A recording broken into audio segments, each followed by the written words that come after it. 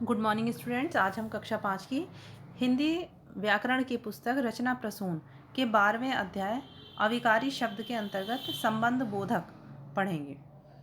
जैसा कि आपको पिछली वीडियो में बताया था कि अविकारी शब्द 4 प्रकार के होते हैं: क्रिया विशेषण, संबंध बोधक, समुच्चय बोधक और विस्मयादि बोधक। तो इसमें क्रिया विशेषण आपको पिछले वीडियो में समझा दिया गया है। इस वीडियो में आगे के 3 भाग आप पढ़ेंगे। सबसे पहले संबंध बोधक। इसमें उदाहरण दिए गए हैं। विद्यालय के सामने तालाब है, हमारे घर के पीछे मैदान है, हमारे कमरे के भीतर वह कमरे के भीतर सो रहा है, मैं भी रामेश्वर के भरोसे बैठा हूँ, ज्योति माँ के साथ गई है, उसकी डर के मारे चीख निकल गई। इन वाक्यों में के सामने, के पीछे, के भीतर, के भरोसे, के साथ तथा के मारे शब्द संज्ञा तथा सर्वनाम शब्दों के साथ जुड़कर वाक्य के अन्य शब्दों से उनका संबंध बता रहे हैं। ये शब्द संबंध बोधक अव्यय कहलाते हैं। तो इस प्रकार हम कह सकते हैं कि ऐसे वाक्य अव्यय शब्द जो संज्ञा या सर्वनाम के साथ आकर उनका वाक्य के अन्य शब्दों से संबंध जोड़ते हैं, उन्हें संबंध बोधक कहते हैं। के आगे, के पीछे, के भीतर, के बाहर, के पहले, के बदले में, की जगह पर, के समीप, के निकट, के अंदर, की तरफ, के विपरीत, के उपरांत, ये सभी संबंध बोधक शब्द हैं। अब क्रिया विशेषण तथा संबंध बोधक अव्यय में अंतर। क्रिया विशेषण और संबंध बोधक अव्यय दोनों के रूपों में अंतर होता है।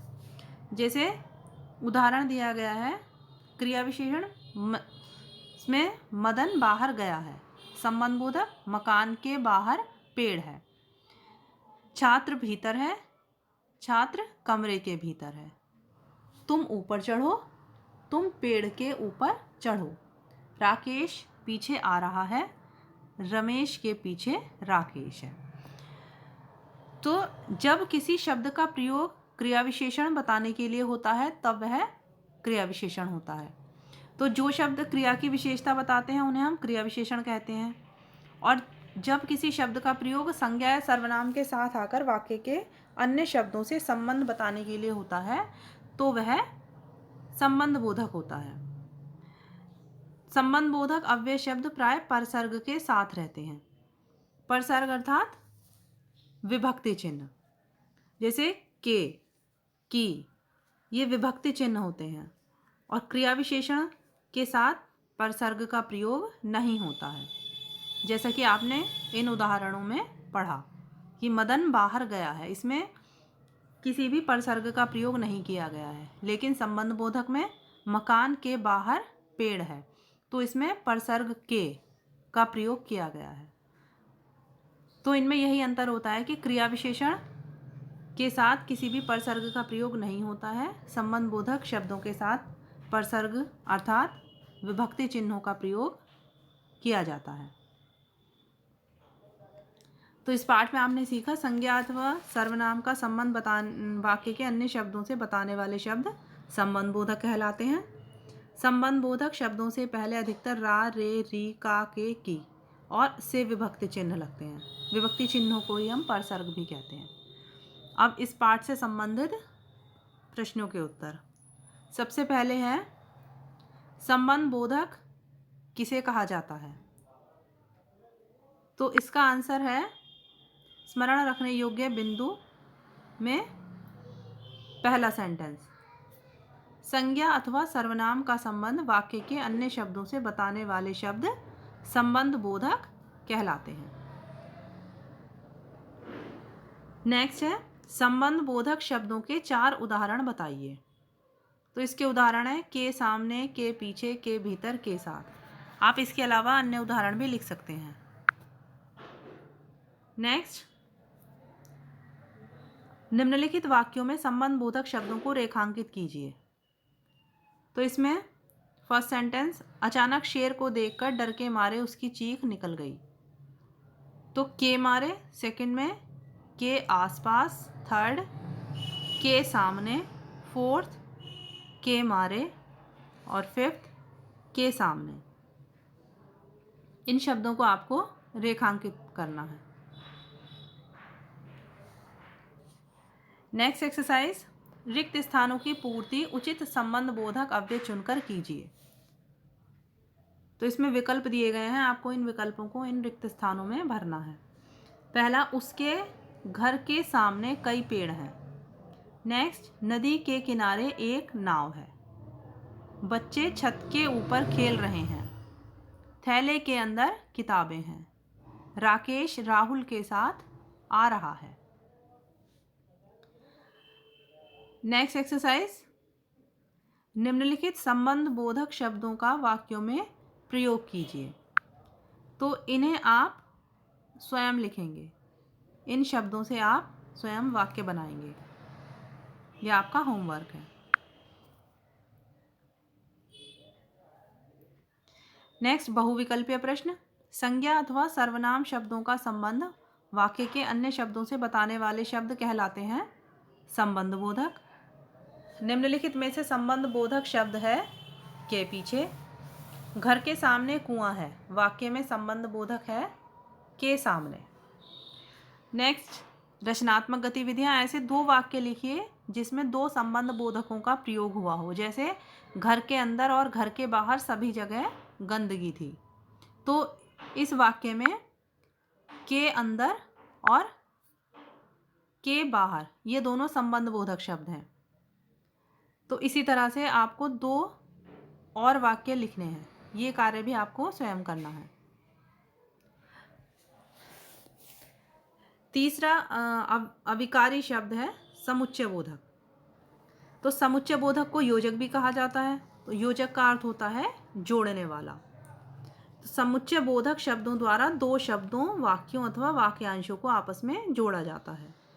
ये भी अविकारी शब्द ही होते हैं। तो ऐसे शब्द जो दो वाक्यों, दो शब्दों और वाक्यांशों को जोड़ने का काम करते हैं समुच्चय बोधक या योजक शब्द कहलाते हैं। जैसे आपकी बुक में उदाहरण दिए गए हैं। अचानक बादल घिराए, फिर बरसात होने लगी। राम और लक्ष्मण वन को गए। निबंध अथवा कहानी लिखो। वह चला गया वरना मुझे जाना पड़ता। तुम बीमार हो अतः यहीं आराम करो। मेहनत करो ताकि अच्छे अंक ला सको। तो इन वाक्यों में फिर और, वरना, अथवा, अतः और ताकि शब्द दो शब्दों अथवा दो वाक्यों को जोड़ रहे हैं। तो इसलिए ये सभी समुच्चय बोधक शब्द हैं।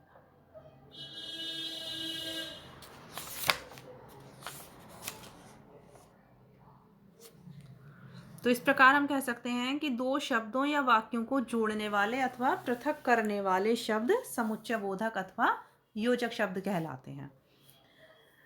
और, एवं, लेकिन, किंतु, परंतु, अथवा, वह, बल्कि, या, न कि, मगर, पर, अतएव, अन्यथा, ताकि, जो कि, यानी, चूंकि, कि, यद्यपि, तथापि, तथा, ये सब समुच्चय बोधक शब्द हैं। तो इस पाठ में आपने सीखा समुच्चय बोधक शब्दों को योजक भी कहते हैं। दो या दो से अधिक शब्दों, वाक्यांशों अथवा वाक्यों को जोड़ने वाले अव्यय शब्द समुच्चय बोधक कहलाते हैं।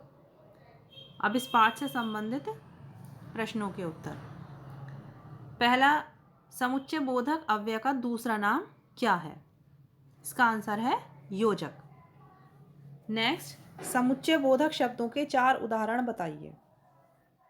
और, एवं, लेकिन, किंतु।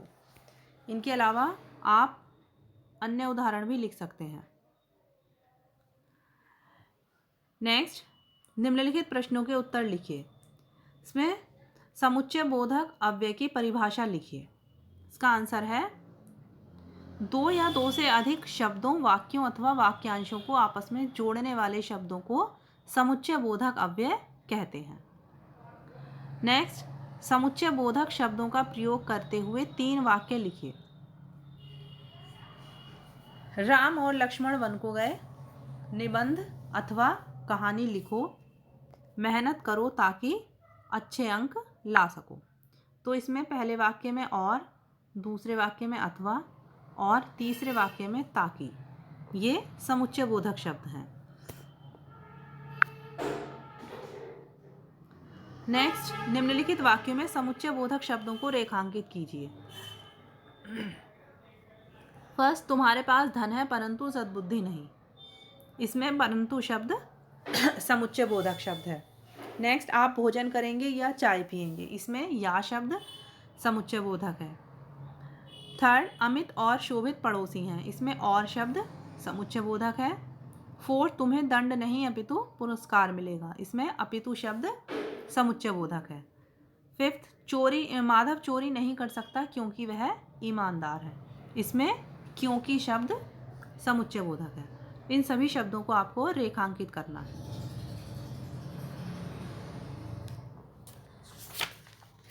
नेक्स्ट, रिक्त स्थानों की पूर्ति उचित समुच्चय बोधक शब्दों द्वारा कीजिए। सचिन के कंधे में दर्द है इसलिए वह आज नहीं खेलेगा। मूर्खों का साथ छोड़ दो वरना पछताओगे। थोड़ी देर से पहुंचा इसलिए ट्रेन छूट गई। मैं कॉफ़ी पीऊँगा और कुछ खाऊँगा। नेक्स्ट, खिड़कियाँ बंद कर लो ताकि गर्म हवा अंदर न आ सके। अब बहुविकल्पीय प्रश्न, सही उत्तर वाले विकल्प पर सही का चिन्ह लगाइए। दो या दो से अधिक शब्दों, वाक्यांशों अथवा वाक्यों को जोड़ने वाले अव्यय शब्द कहलाते हैं समुच्चय बोधक। निम्नलिखित में समुच्चय बोधक नहीं है। मेरा, मैं और मेरी माँ बाजार गए थे, वाक्य में समुच्चय बोधक शब्द है और। नेक्स्ट एक्सरसाइज, रचनात्मक गतिविधियाँ। निम्नलिखित समुच्चय बोधक अव्यय शब्दों का वाक्यों में प्रयोग कीजिए। तो ये कार्य आपको स्वयं करना है, इसमें इन समुच्चय बोधक शब्दों को आपको वाक्यों में प्रयोग करना है। जैसे सचिन के कंधे में दर्द है इसलिए आज वह नहीं खेलेगा। नेक्स्ट एक्सरसाइज है, मेरी दिनचर्या विषय पर एक अनुच्छेद लिखिए। अनुच्छेद के वाक्यों में आए समुच्चय बोधकों को रेखांकित कीजिए। तो यह कार्य आप करने की कोशिश करेंगे। एक अनुच्छेद अर्थात पैराग्राफ आप लिखेंगे आपकी दिनचर्या अर्थात डेली रूटीन के बारे में, और उसमें जो भी समुच्चय बोधक शब्दों का प्रयोग होगा उन्हें आप रेखांकित करेंगे। रेखांकित अर्थात अंडरलाइन। अभिकारी शब्द का फोर्थ पार्ट है विस्मयादि बोधक। तो जैसा कि आप सभी जानते हैं कि जो शब्द मन के भावों को प्रकट करते हैं उन्हें हम विस्मयादि बोधक शब्द कहते हैं। तो विस्मयादि बोधक अव्यय हर्ष, शोक, लज्जा, ग्लानि, विस्मय आदि का भाव प्रकट करने के लिए प्रयुक्त किए जाते हैं। इनका प्रयोग वाक्य के आरंभ में किया जाता है और इन शब्दों के साथ विस्मयादि बोधक चिन्ह अवश्य लगाया जाता है। जैसे, अरे तुम आ भी गए, हे राम यह क्या हो गया, काश मैं भी प्रथम आता, शाबाश इसी तरह मेहनत करो, सावधान खतरनाक तेंदुआ आ रहा है। तो इन वाक्यों में अरे, हे राम, काश, शाबाश और सावधान ये शब्द आश्चर्य, शोक, इच्छा तथा प्रसन्नता आदि भावों को व्यक्त कर रहे हैं, इसलिए ये सभी विस्मयादि बोधक शब्द हैं। तो ऐसे शब्द जिनके द्वारा विस्मय, हर्ष, शोक, प्रशंसा, घृणा आदि मन के भाव प्रकट होते हैं उन्हें विस्मयादि बोधक शब्द कहते हैं। जैसे वाह, शाबाश, अरे, चुप, हाय, बाप रे, छी, हे भगवान, हे राम, ओह, क्या, अहो, सावधान, उफ, खबरदार आदि सभी विस्मयादि बोधक शब्द हैं। नेक्स्ट, निपात। तो कुछ ऐसे शब्द होते हैं जो वाक्य में किसी शब्द से पहले जुड़कर उसके अर्थ में विशेष बल उत्पन्न कर देते हैं। इन शब्दों को निपात शब्द कहते हैं। जैसे ही, भी, तो, तक, मात्र, भर इत्यादि। जैसे राहुल आज ही घर जा रहा है, उसके साथ पूजा भी जाएगी, वह अभी तक नहीं आया, इसकी कीमत मात्र 2 रुपये है। तो वे शब्द, तो इस पाठ में आपने सीखा वे शब्द जो हर्ष, शोक, लज्जा, विस्मय, ग्लानि आदि का भाव प्रकट करते हैं विस्मयादि बोधक अव्यय कहलाते हैं, और इन शब्दों के साथ विस्मयादि बोधक चिन्ह लगाया जाता है। और जो शब्द वाक्य में किसी शब्द के बाद लगकर उसके अर्थ में विशेष प्रकार का बल उत्पन्न कर देते हैं उन्हें निपात कहते हैं।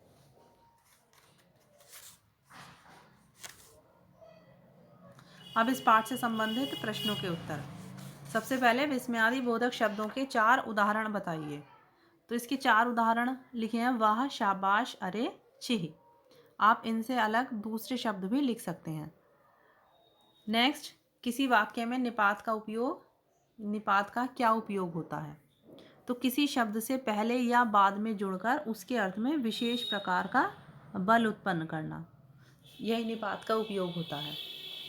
नेक्स्ट, निम्नलिखित प्रश्नों के उत्तर लिखिए। विस्मयादि बोधक शब्द किसे कहते हैं? तो वे शब्द जो हर्ष, शोक, लज्जा, विस्मय, ग्लानि आदि के भाव प्रकट करते हैं विस्मयादि बोधक शब्द कहलाते हैं। या वे शब्द जो मन के भावों को प्रकट करते हैं विस्मयादि बोधक शब्द कहलाते हैं। नेक्स्ट, 5 निपात शब्द लिखिए। ही, भी, तो, तक, मात्र। 5 विस्मयादि बोधक शब्द लिखिए। वाह, शाबाश, अरे, छी, आहा। नेक्स्ट, रिक्त स्थानों की पूर्ति उचित निपात शब्दों द्वारा कीजिए। इसमें फर्स्ट है, आप भी चलते तो अच्छा होता। नेक्स्ट, तुम्हें ही पुलिस ढूंढ रही है। नेक्स्ट, वह अभी भी खेल रहा है। पुस्तक का मूल्य मात्र 5 रुपये है।